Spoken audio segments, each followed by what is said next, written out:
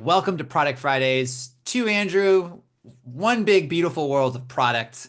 Who knows what's going to happen? Let's go. Can we do that one more time? But because we're switching roles and you're doing the intro, and usually Yeah, that's my job, yeah. I'm going to do the famous Andrew McGill faces. You be Andrew Phelps, you do the intro, and I'll be Andrew McGill. Okay. I'm going to hide your face for a minute 'cause I can't look. I'm closing my ears too, so I can't hear you. Okay. Now I can do it. Okay. All right. I'm turning off all my audio temporarily. Close the laptop and Done. leave Don't the talk. room. I'm talking now. We're going. Welcome to Product Fridays. Two Andrews, one amazing world of product. We're fighting our way through it, looking out for each other as we go along. I have disabled my screen and my audio, so I can't see what Andrew's doing right now. Let's just begin.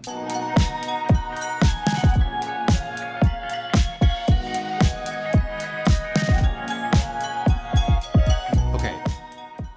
What are we talking about on this day, this Friday? So, I think we should talk about the Switch 2 because Yeah. you and I don't mean the Switch also. I mean the Nintendo Switch numeral 2, Yep. which was announced, I don't know, earlier this year, last year, whatever, but had its big like video reveal with the stats and the games and all that stuff. And I want to talk about it for two reasons. One, we're both gamers, Capital not to G brag. gamers, capital G gamers. We game a lot. Hmm. But I also am kind of fascinated by the product company that is the Nintendo Corporation. And you and I have talked about it a little bit, but we've never really gotten really into it. So I think they make some really weird decisions, and I want to pick your brain on it. Yes. And I might need you to do a little bit of summary, sort of like what I would probably just read on the Verge's live blog if I had time of like, what did they announce today?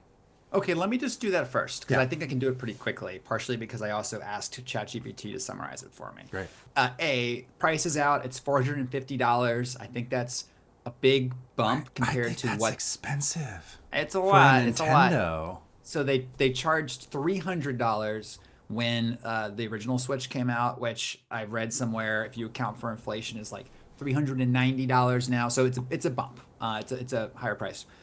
It's a bigger screen, like 20% larger or something. It has a 4K capability when you dock it. This is all like gamer graphic stuff. Like who Yeah. cares? And then also, they made the Joy-Cons, first off, not terrible and, not needing a recall after a few months because they had drift issues. Those are fixed. But more importantly, they made them so you can take them off and then you can kind of turn them sideways and they become little computer mice. And you can play Civilization 7 or something with the Switch now. That's wild to me. Like introducing the computer mouse. Does it look dumb or cool or can you tell? I don't know. I've only Okay. watched like the 30 seconds they showed on the video clip. And if we're just diving into it, I'll just note one more thing first is that they have beefed up the hardware. I was reading this really interesting story from somewhere about how, Nintendo's managed to get out of the hardware escalation game. No one cares that they don't have the latest, GPUs in their unit because the games are so like opinionated and good. Um, that being said, the Switch 2 will be able to play games that I would normally play on my PS5. So, like Elden Ring and Cyberpunk 2077's on there. Even Wow. the new Split Fiction game is out. Hmm. So, all that to me means is that if you combine that bigger hardware package and the mouse function, like maybe this actually can be a replacement for PC gaming that I've been looking for. Yes. Well, remember that when the Switch came out, which was what, 7, 8 years ago at this point, it did revolutionize gaming because suddenly the game that you could play on your console in your living room, you could just take with you. It had, at least at that time, all the power to run those full console games. Then the Steam Deck came out, which changed PC gaming because games that you needed a full blown like graphics card computer to play played pretty decently on a handheld. And that felt like, okay, that's the end of Switch. And so now here comes the Switch 2 with mouse support, which is something, of course, the Steam Deck does not have. Like StarCraft, you Yeah. you and I were playing StarCraft a few weeks ago. Yeah. I was on my Mac, you were on your PC. There's no world whatsoever that we would ever have booted up our Nintendo Switch to play it. Even if we had the capability, even if it was sold for the Switch, Right. because I'm not gonna be, oh, let me get my SCV, good to go. I'm just not gonna do that. The fact that I can now apply like a pattern that I'm used to from PC gaming, again, this mouse, to the Switch does feel like a potential game changer if they actually have the games for it. Okay. Does the Chat GPT summary say that they fixed the internet functionality of literally anything they make? Because Nintendo, man, uh, pretty late to the internet online multiplayer thing, and in my opinion, like comically bad UX. Well, let me answer it extremely quickly, and then I want to get back to getting your opinion on why they do the things they do. Yeah. To answer you really tactically, I think they are solving hopefully the problem with the chatting. Like the AirPod in one ear should not be a problem anymore. They have this whole integrated like C The C button on the button for chat. Joy-Con. Yeah, yeah. Exactly. Where then somehow it'll magically connect me to you, and we can just like you can even hook up a little camera that they can sell separately, so it can like watch you, and then your face can appear on your friend's Switch as you guys are playing the same game. But nothing I'm seeing so far in the coverage leads me to believe that they have like fundamentally changed to become an internet first or multiplayer first or multiplayer friendly company. And I just remember in Animal Crossing how laborious it was to just go to my friend's fake island and walk around, Mm-hmm. requiring multiple screens, codes being texted to each other. Yep. And then and now, I still don't understand why they ever built it that way. Do you have a theory?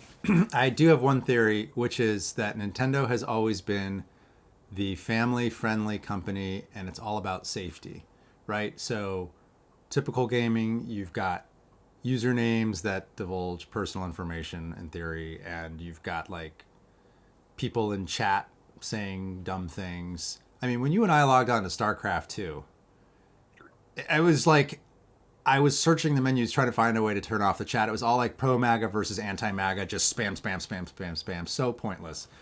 Nintendo has always tried to create a platform where that is just like, it's so hard for that culture to exist that it just never is created. It's never born. And so I think there's probably an aspect of like protecting children and creating safety for families. But it's funny, for all of the complaints about Nintendo, the previous gen hardware is way too dated and they took too long to release this one, and the software is clunky. Most people never care. Well, so I think you're saying something interesting about who their customer truly is, right? And I'm realizing I'm like way in the back of the line as a capital G gamer here. Like you could argue that like kids are their primary customer. It's a platform that's largely known to be family friendly, has a lot of kid friendly titles. But I'm almost wondering if the true customer is not the kid, it's not the gamer, it's like the parent or grandma who is buying the console for their kid. And it's almost like baked into that purchase is the feeling of security and being assured that if my kid's on Nintendo, they're good. It's like, hey, if my kid's watching Disney Plus cartoons, they're good. If my kid's on PBS, they're good. Yep. And that rankles me because I'm like, why do I have to deal with not naming my multiplayer character, Andrew McGill or something? Or why do I have to deal with this multi-step process to get logged into a magical island?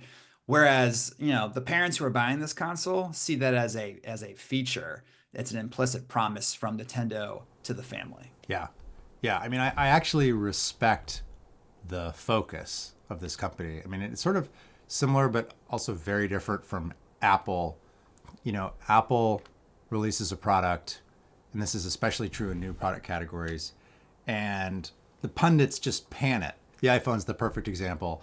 Apple releases a new iPhone. It's very boring. It doesn't change anything. Apple no longer innovates, and then it becomes the best-selling iPhone of all time because hundreds and hundreds of millions of people buy this thing. Apple kind of doesn't care what the pundits and the power users and the haters say. They focus on what they think that their actual customer base will use. I think it's the same is true for Nintendo. I almost wonder if they even hear the criticism. It seems like such an insulated company. It's a Japanese company.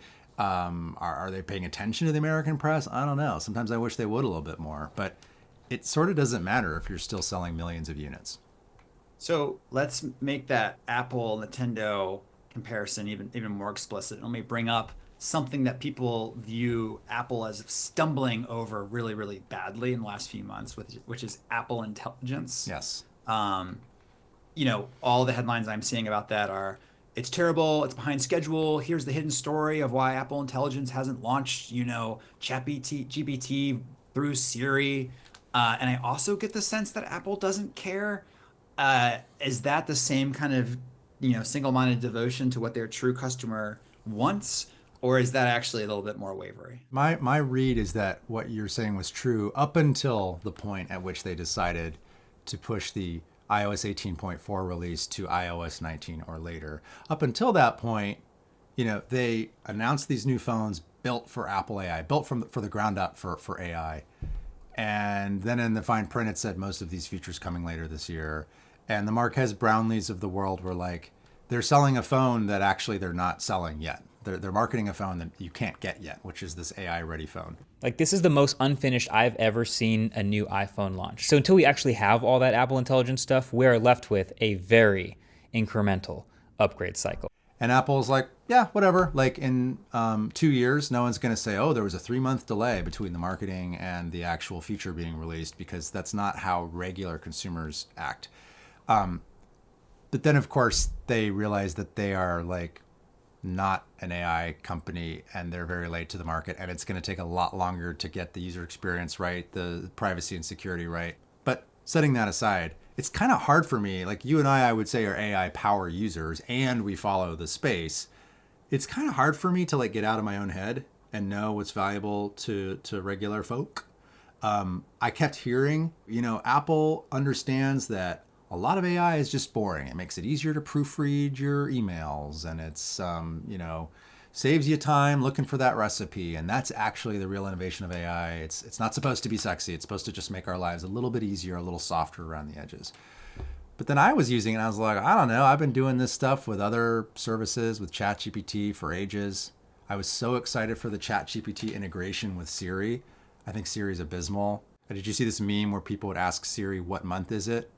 And just a wild variety of responses, most of which were inaccurate or unable to interpret the question. Well, okay. First off, I do have to try the month thing. Okay, Hold on. They've probably fixed it, but I'm very curious. Okay, hold on. Hey, Siri, what month is it? Sorry, I don't understand. Should we try one more time here? Yeah. Hey, Siri, I need to know what month it is. Yeah, it says it doesn't understand. Like, Okay. that's bananas to me. Wah. Wow. It's Yeah. just checking 2025. I would ask Siri what year it is, but probably doesn't know. Okay, so let's spin back to Nintendo. We're talking about Yes, Nintendo, yes, not Apple. yes. Sorry. So let's just like wrap up like what we wanted this console to be. And Yeah. I guess as I searched my heart, I actually did not have like, I really hope they have this feature or that feature. Yeah. Like what I mostly wanted was the ability to like have a bit more oomph behind the motor, so I could play ever more creatively demanding games. And I guess I wanted the screen to be a little bigger. And as I say that, that's so boring and incremental, but that's all I really wanted. But what about you? You know what I'm realizing is I don't know what feature I actually wanted, but I also was disappointed, and I think it's because I wanted to be surprised. I wanted to be delighted, and past Nintendo consoles that set the world on fire were so surprising. I mentioned the Wii and the Wiimote and motion controls, very surprising, and we couldn't have known, oh, I wish the new one would have motion controls and Wiimotes, right? Like we were all blown away by that. And there's another parallel to Apple selling iPhones here. And just like any mature technology is when you release a first generation thing, there's like this up and to the right ramp where the second generation thing is just going to knock your socks off. If you remember the iPhone, the first one had like no 3G connectivity, no app store, and the world's lousiest little camera. It was slow to use. It was actually not very pleasant to use. And then the iPhone 3G was leaps and bounds better. And then we're adding more cameras and we're adding Face ID and, once upon a time Siri when that was an innovation. Now every year it's, the iPhone 16 is incrementally better than the iPhone 15 because there's just like less room for that technology to go. And I do feel like it's probably the same with games. I agree. I think you have to do a paradigm shift at that point, right? And I'm realizing the product that would have just blown me away, surprised me, would have been Nintendo coming out with like the first good commercially available like AR gaming rig Yeah. that feels amazing for my head and I could actually imagine myself playing. No one's done that. I'm not out there buying the Meta Horizon whatever. I'm not getting the Apple Vision Pro. Um, but when Nintendo does like shoot its shot on AR, VR stuff, I have no doubt it's going to be amazing. And I'm realizing, okay, they probably haven't cracked it yet, or we would have had it. Or are they bothering? Is Sure. that even a priority, or do they think that's just, there's not a mainstream market for that? I don't know. It's hard to picture. So I think we should wrap up with our some this or that's Okay. in the Nintendo Oh, universe. I like So this. Okay. are you a Mario Kart N64 guy, or are you a Super Smash guy? I don't see it as this or that. I mean, if I had to choose Mario Kart 64, absolutely legendary. But boy, howdy, did I spend a lot of time on couches playing Super Smash Brothers with like ridiculously large groups of kids. But, Desert Island, Mario Kart. What about you? I'm Mario Kart as well, and I think I can only say that now with the benefit of age because I think I actually spent a lot more time playing Super Smash Brothers. Because I Yeah. had friends that were really into that. But the thing about Super Smash is that you could get extreme domain expertise in a single character and then become insufferable to play with. My friend Nick, he was always playing Ness, whatever, the little boy with Yeah, the yeah. hat. Yeah. And Ness would shoot like a lightning bolt out of his butt He gave fire! and it would rocket you into the air. And Nick was always doing that and beating me up. And I could never, obviously, I didn't want to spend the time playing as Ness enough to amass that kind of skill. I was a Captain Falcon guy. And I also didn't have an N64 at home. I was playing at his house. Whereas Mario Kart, the playing field is much more level. Like you can get pretty good mastery of Mario Kart playing about 10 hours. You can figure out all the drifts and you can know the courses pretty well in a way that you can be competitive with most people. Super Smash, you're always going to be beat down by the guy that's got the console at home. Yeah, I unfortunately I can't play Mario Kart with loved ones or anyone I want to sustain a relationship with because it turns me into a competitive monster. Also, my Smash Brothers character was Kirby. I love sucking up and blowing out the guy. Yeah, like you look like a cat about to vomit. What a great Product Friday. What a wonderful, wonderful way to end this. I was going to do a thing where I tried to do the Mario song a cappella style. I don't have it in me. Andrew, I'm drowning. I can't be the guy that ends the podcast. I'm telling you, please it's hard, stop. and you don't understand how hard it is to be in this role, starting and Yeah. ending podcasts.